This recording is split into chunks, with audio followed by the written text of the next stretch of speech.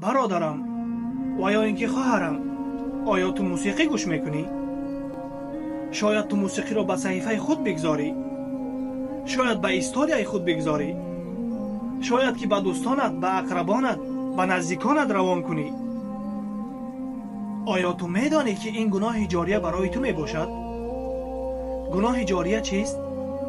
گناه جاریه این است که هر آن کسی که با سبب تو بر همان گناه دست بزند، ذره از گناه آنها کم نشده مثل همان گناه بر تو نیز نوشته می شود. حتی بعد از مرگ تو، حتی بعد از وفات تو، همان گناه بر تو نوشته می شود، به خاطری که تو سبب شدی اون دیگر انسانها به این گناه دست بزنند. آیا تو از این آیت الله سبحانه و تعالی خبر نداری؟ ولا يحملون اثقالهم واثقالا مع اثقالهم ولا يسألون يوم القيامة عما كانوا يفترون. کسانی که با اغوا و با وسوسه های خود مردم را به کفر، شرک، به بتپرستی و ضلالت و عموما به صادر کردن گناه دعوت میکند، روز قیامت از آنچه افترا میکردند سوال خواهند شد.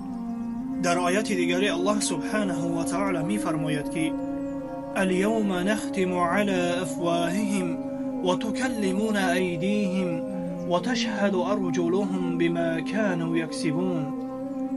امروز بر دهانشان مهر میزنیم و با ما دستهایشان سخن میگویند و پایهایشان باشد گواهی میدهند که چیکار میکردند. پس برادرم و خواهرم، روز قیامت مادامی که دهان ما مهر بسته می شود و دستهای ما آنچه کاری که ما می کردیم آن را بگوید و پایهای ما شاهد باشد، پس چرا ما این کار را می کنیم؟